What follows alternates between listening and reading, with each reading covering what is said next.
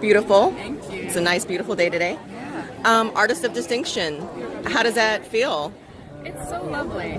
It's certainly not what I'm, gunning for when I'm making movies, but it's such a nice perk. It's such a nice feeling to have people watch your work and connect with it and want to acknowledge you for it. Total surprise and unexpected, but really, really lovely.